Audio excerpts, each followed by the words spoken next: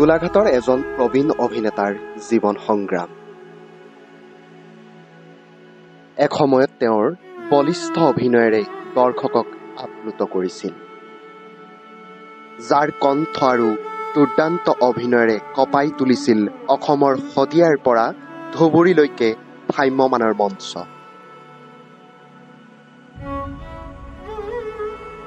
গাঁৱৰ বৰনামঘৰৰ দুৰ্যোধনৰ চৰিত্ৰৰ পৰা ৰাস মহোৎসৱৰ মঞ্চৰ কংসৰ চৰিত্ৰলৈকে, বোলছবি জগতৰ পৰা ভ্ৰাম্যমান থিয়েটাৰৰ ভিন্নৰূপী চৰিত্ৰলৈকে তেওঁৰ অভিনয় আছিল অতি সাৱলীল আৰু দুৰ্দান্ত। নাম তেওঁৰ অৰুণ বৰা।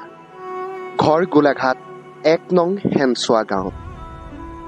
সৰুৰে পৰাই এটা সাংস্কৃতিক মনেৰে ভৰপূৰ ব্যক্তিজনে পৰিয়ালৰ পৰাও পাইছিল এক সাংস্কৃতিক পৰিৱেশ।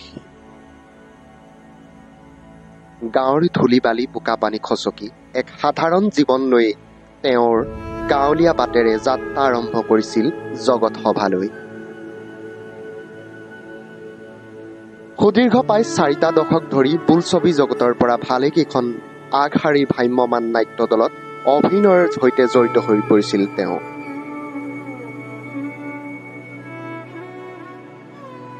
বলিষ্ঠ অভিনয়েৰে দৰ্শকৰ মাজত সমাদৰ লাভ কৰিবলৈ সক্ষম হোৱা অৰুণ বৰাৰ মুখত হাঁহি নাই আজি।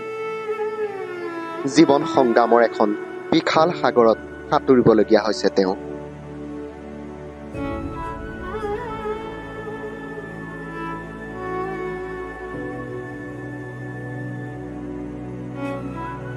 বিগত ৩.৫ দশক ধৰি অভিনয় জগতৰ লগত জড়িত হৈ হঠাতে ভ্ৰাম্যমানৰ মঞ্চত ঢলি পৰিছিল তেওঁ।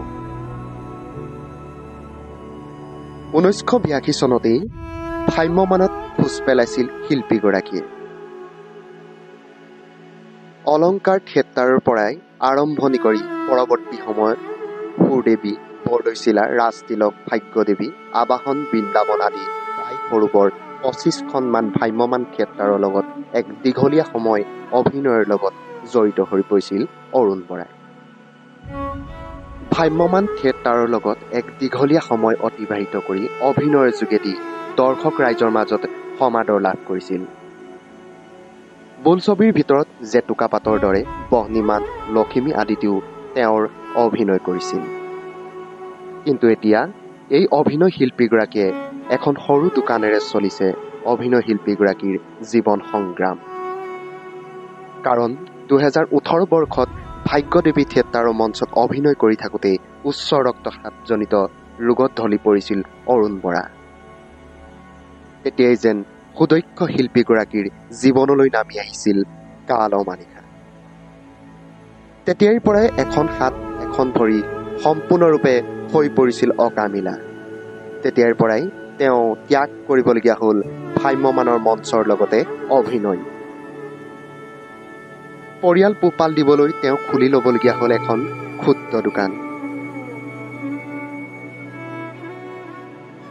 এইজন শিল্পীক এতিয়া প্ৰয়োজন অকণমান চৰকাৰৰ সহায়। কাৰণ শিল্পী পেঞ্চনৰ টকাকেইটাই তেওঁ পৰিয়ালটো পৰিচালনা কৰাত যথেষ্ট কঠিন হৈ পৰিছে। সেয়েহে অৰুণ বৰা আৰু তেওঁৰ পৰিয়ালটোক চৰকাৰে দৃষ্টি দিলে যথেষ্ট পৰিমাণে সকাহ পাব বুলি মত প্ৰকাশ কৰে। গোলাঘাটৰ পৰা পৰাণ ডেকাৰ প্ৰতিবেদন, লোকেল হিট। মানে এতিয়া মই ভ্ৰাম্যমানত যেতিয়া আছিলোঁ, তাৰপিছততো মোৰ অসুখটো নোহোৱা হ'লে মই বোধহয় এতিয়াও ভ্ৰাম্যমানতে থাকিলোঁ অভিনয় কৰি। কাৰণ অভিনয়টো মোৰ এটা নিচাৰ পিছত মোৰ এটা পেচা হ'ল। গতিকে পেচা হিচাপে মই অভিনয়টো কৰি আছিলোঁ। তাৰপিছতে ২০১৮ চনত মোৰ হঠাতে তাৰমানে মোৰ প্ৰেছাৰ ষ্ট্ৰক হৈ পেলাই মই বাদ দিবলগীয়া হ'ল। গতিকে এতিয়া মই কি কৰিম? এতিয়া থিয়েটাৰত থাকোঁতে মই যিখিনি টকা পাই আছিলোঁ বা সেই টকাৰে মই ঘৰখন চলাই আছিলোঁ। এতিয়া মোৰ হাতততো চলিবৰ কাৰণেতো কিবা এটা জীৱন সংগ্ৰাম কৰিবই লাগিব। কাৰণ মই নিজে চলিব লাগিব, লগতে মই ঘৰখনৰ পৰিয়ালটোক চলাব লাগিব। গতিকে মইতো কিবা এটা নহয় কিবা এটা কৰিবই লাগিব।